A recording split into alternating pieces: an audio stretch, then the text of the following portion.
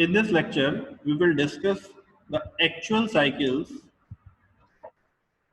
Now, first topic is comparison of air standard, fuel air, and actual cycles. There is no assumptions in air standard cycles. There is only comparison of air standard, fuel air, and actual cycles. Means जो assumptions हमने actual cycles में लिए थे, जो assumptions हमने fuel air cycles में लिए थे, उनको हम compare कर रहे हैं actual cycles के साथ. The number one is working substance being a mixture of air and fuel. तो यहाँ पे मैं कुछ points लिख रहा हूँ. उन points को हम तीनों cycle में consider करेंगे कि तीनों cycle में उन points को हमने किस तरह से लिया. क्या हमने उसको assume किया या फिर हमने actual condition के हिसाब से उसको analyze किया. तो number one point is working substance being a mixture of air and fuel. तो working substance being a mixture of air and fuel का क्या मतलब है. अगर हम एयर स्टैंडर्ड साइकिल की बात करें तो एयर स्टैंडर्ड साइकिल में ऐसा नहीं था. एयर स्टैंडर्ड साइकिल में हमने इस पॉइंट को क्या किया था, अजम्पशंस लिया था कि नहीं, हम ये नहीं मानेंगे कि एयर जो वर्किंग मिक्सचर है वो एयर और फ्यूल का मिक्सचर है. हम ये मानेंगे कि जो वर्किंग मीडियम है वो सिर्फ एयर है. ठीक है, यहाँ पे जो मैंने पॉइंट्स लिखे हैं, जो 8 पॉइंट आपको लोगों को दिख रहे हैं, that these points are the actual points जो एक्चुअल इंजन में हो रहे हैं. अब उन पॉइंट्स को वन बाय वन हम डिस्कस करेंगे और ये देखेंगे कि इन पॉइंट्स में से कौन से point air standard fuel air cycle में एज्यूम किए थे और कौन से हमने एक्चुअली उनको कंसीडर कर लिया. तो अगर हम फर्स्ट पॉइंट की बात करें, working substance being a mixture of air and fuel, तो ये जो पॉइंट है वो एक्चुअल साइकिल में हमने अजम्पशंस लिया था. और क्या अजम्पशंस लिया था, the working medium being only air. और फ्यूल एयर साइकिल में हमने क्या किया था, वर्किंग सब्सटेंस को एयर फ्यूल का मिक्सचर लिया था. और एक्चुअल साइकिल्स में भी ऐसा ही होगा. The working substance will be the air fuel mixture. यहाँ पे एयर फ्यूल मिक्सचर का मतलब है एक्चुअल कंपोजिशन. एक्चुअल कंपोजिशन में एयर और फ्यूल मिक्सचर मैंने यहाँ पे लिखा है, लेकिन एयर उसमें क्या क्या होगा, एयर होगा, फ्यूल होगा, वाटर वेपर होगा, और प्रीवियस साइकिल के जो कंबशन प्रोडक्ट्स बच गए हैं, रह गए हैं, वो भी इसमें कंसिडर किए जाएंगे. दैट मीन्स एक्चुअल कंपोजिशन जो होगी वो यहाँ पे कंसिडर करेंगे.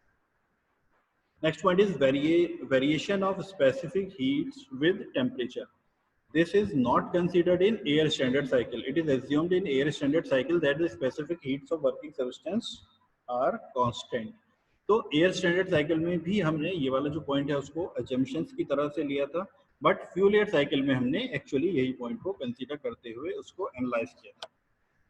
और एक्चुअल साइकिल में भी, फ्यूल एयर साइकिल में भी और एक्चुअल साइकिल में भी वेरिएशन ऑफ स्पेसिफिक हीट्स को टेम्परेचर के साथ हम कंसीडर करेंगे.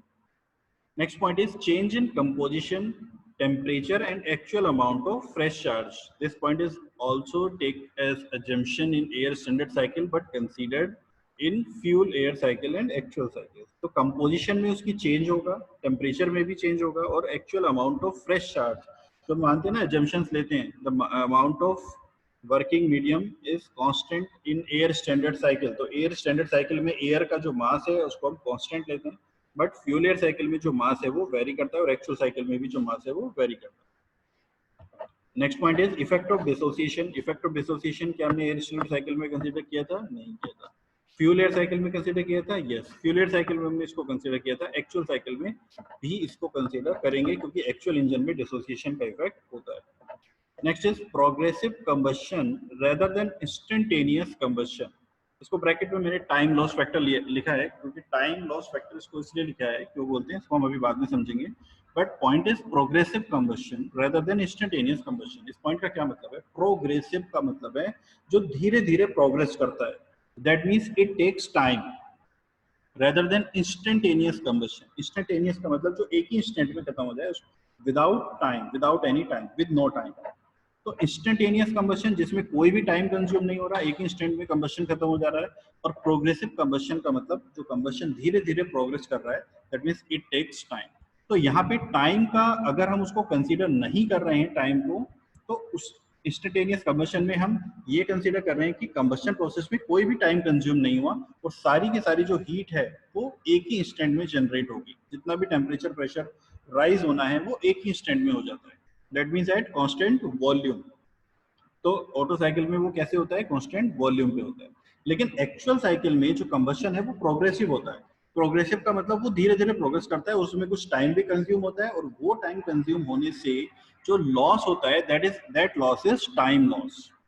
तो इस टाइम लॉस की वजह से एक्चुअल साइकिल में क्या इफेक्ट आता है, that will be considered in actual cycle, but it takes as a assumptions in both air standard and fuel air cycle.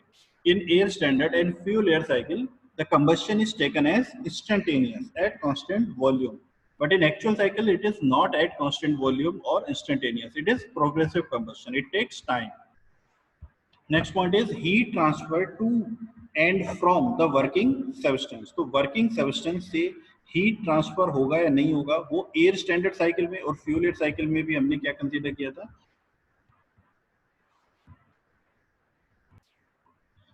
तो heat transfer to and from the working substance, इसमें क्या होता है कि जो वर्किंग सब्सटेंस है उसमें हम क्या मानते हैं, कंप्रेशन और expansion processes are isentropic, that means adiabatic. इसका मतलब उन प्रोसेस में कोई भी हीट ट्रांसफर सिस्टम से सराउंडिंग से सिस्टम में नहीं हो रहा. तो एयर स्टैंडर्ड और फ्यूल एयर साइकिल दोनों साइकिल्स में ही इस पॉइंट को हमने कंसीडर नहीं किया था. दैट मीन्स ये वाला जो पॉइंट है उसको अजम्पशंस की तरह से लिया था. That means there is no heat transfer to and from the working substance. तो हीट लॉस होने की वजह से भी साइकिल में कोई इफेक्ट आएगा, जिसकी वजह से इस पॉइंट को बोलते हैं heat loss factor.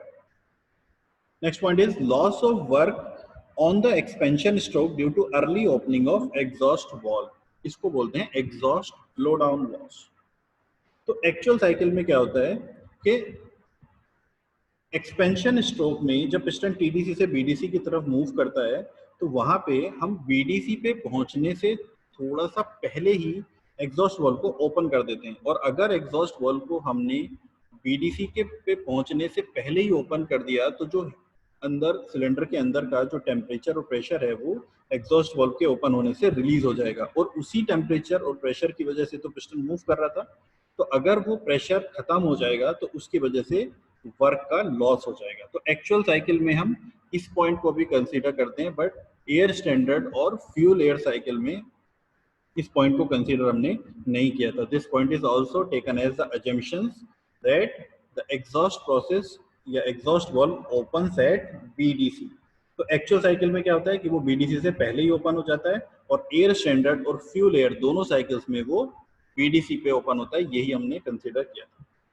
And the last point is gas leakage and friction. तो ये पॉइंट एयर स्टैंडर्ड साइकिल और फ्यूल एयर साइकिल में भी हमने कंसीडर नहीं किया था. There is no gas leakage through the piston rings and also the effect of friction between the piston cylinder, between the piston and cylinder, friction between piston and cylinder. तो ये वाला जो पॉइंट है ये भी हमने एयर स्टैंडर्ड साइकिल और fuel air cycle में कंसीडर नहीं किया था. बट एक्चुअली में गैस जो है वो उसका लीकेज भी होता है और फ्रिक्शन की वजह से भी पावर का लॉस होता है.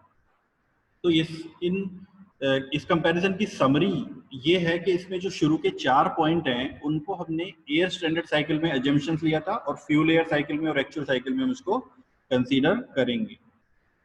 और लास्ट के जो 4 पॉइंट्स हैं वो 4 पॉइंट्स को अपने एयर स्टैंडर्ड और फ्यूल एयर दोनों साइकिल में अजम्पशंस की तरह लिया था, जबकि एक्चुअल साइकिल में इनको हम कंसीडर करेंगे. तो जो ऊपर के 4 पॉइंट हैं इनको ऑलरेडी हम डिस्कस कर चुके हैं फ्यूल एयर साइकिल में.